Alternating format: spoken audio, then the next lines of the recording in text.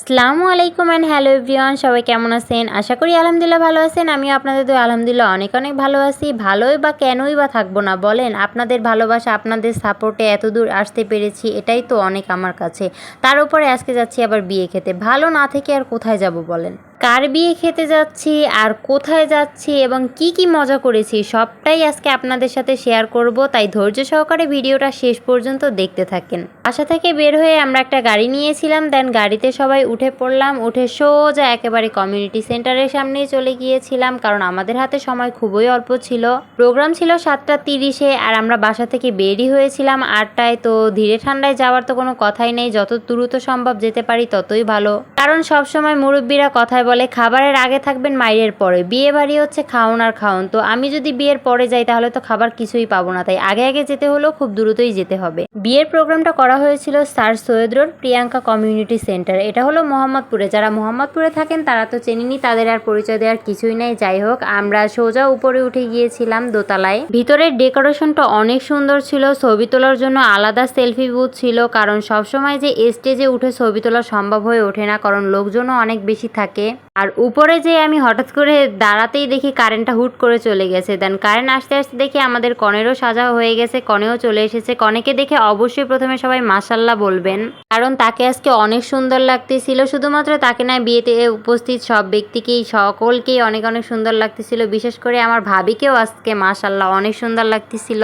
বিয়ে বাড়িতে ফোকাস থাকেই কনে আর বরের প্রতি। সো কনে বের হওয়ার সাথে সাথে সবাই কনের সাথে সেলফি তোলার জন্য ব্যস্ত। দেন আমি আর এখন তুললাম না, কারণ ভেবেছি যে নেক্সট ডে তুলবো নিরিবিলি। আর এদিকে স্টেজে দেখি কনের ছোট বোন উঠে গিয়েছে, মানে আমার ছোট ফুপ্পি, তার ভিডিও শুট হচ্ছিল।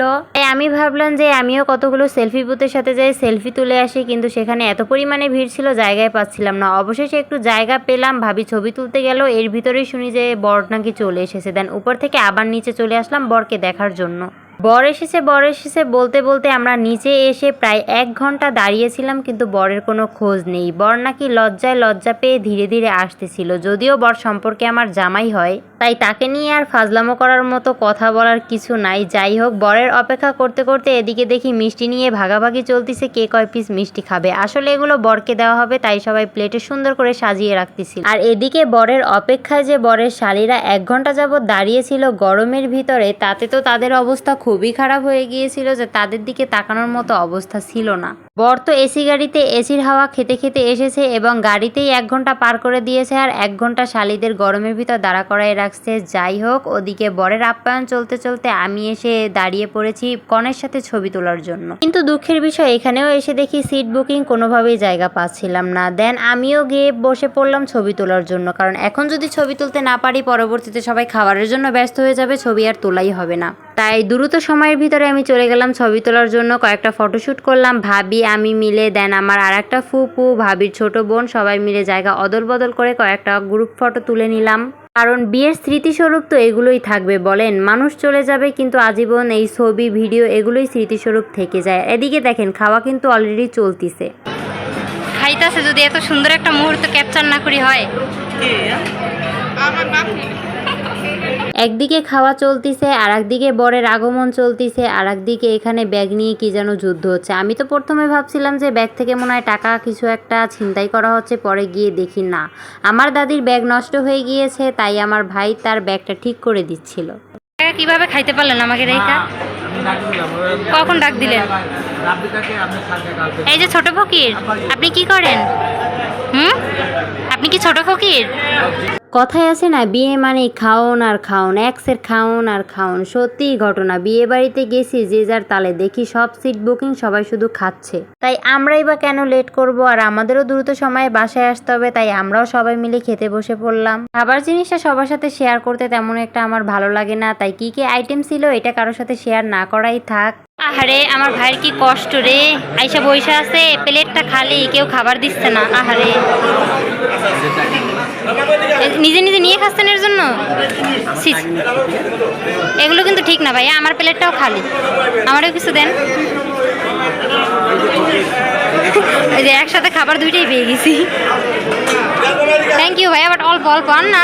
প্রোগ্রামে যাওয়া আর পরিবারের সবার সাথে একসাথে বসে খাওয়ার মজাই কিন্তু আলাদা, তাই আমরা সবাই একসাথে বসেছিলাম খেতে। আমার কিউট একটা বোন কত বড় বড় হাত দিয়েছে, এই উইংস খাচ্ছে, সাথে টিক্কা, আচার তো আছেই, অনেক টেস্ট, অনেক মজা, সেই মজা, সেই স্বাদ, সেই স্বাদ।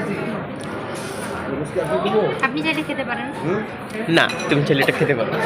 খাওয়া শেষে আমরা এখানে এসে সবাই বসে পরিবারের সবার সাথে, মানে যত আত্মীয় স্বজন এসেছে সবার সাথে পরিচয় পর্ব অনেক আগেই হয়েছিল, দেন আবার সবাই মিলে আড্ডা দিতেছিলাম। আর এদিকে বরকনের ফটোশ্যুট হচ্ছিল। আর বিয়ে কিন্তু তাদের অনেক আগেই হয়ে গিয়েছিল, তাই বিয়ের পর্বটা এখানে নাই, জাস্ট আজকে তাকে উঠিয়ে নেওয়া হবে, তাই অনেক বড় করে একটু অনুষ্ঠান করা হয়েছে। আর এইখানে এই যে টাক্কু ক্যামেরাম্যান, তার জ্বালায় তো আমি ভালোভাবে ভিডিও করতে পারিনি, ছবিও তুলতে পারি নাই। এই কষ্টে বাইরে চলে আসলাম আইসক্রিম খাওয়ার জন্য, কারণ আমার ফুফাতো ভাইয়ের দীর্ঘ 1 বছর আগে কথা ছিল আমাকে আইসক্রিম খাওয়ানোর, কিন্তু সে আর খাওয়ায়নি, তাই 1 বছর পর তার সাথে দেখা হলো। আমি কি আর আইসক্রিম ছাড়ে দিতে পারি বলেন? তাই আজকে সেই আইসক্রিমটা আমি শোধ নিলাম, দেন আমি একা খাইনি, সবাইকে নিয়ে ভাগে যোগে খেয়েছি। যদিও ভাইয়ের পকেট কাটলাম, কিন্তু সবাই মিলে শান্তিতে খেতে পারলাম, এটাই অনেক, এটাই আমার কাছে শান্তি। যাই হোক, বিয়েতে কম বেশি অনেক এনজয় করলাম, আপনাদের সাথেও ভিডিওটা শেয়ার করলাম। আর এদিকে এখন অনেক রাত হয়ে গেছে, রাত 12টা বেজে গেছে, আমাদেরও বাসায় যেতে হবে, বাসাও অনেক দূরে, তাই সবার কাছ থেকে বিদায় নিয়ে নিচ্ছিলাম।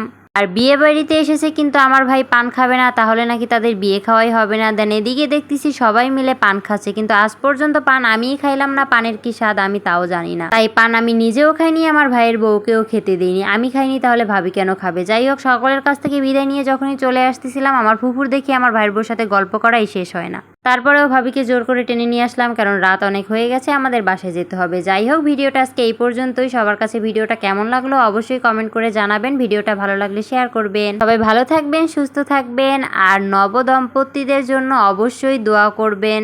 আল্লাহ হাফেজ।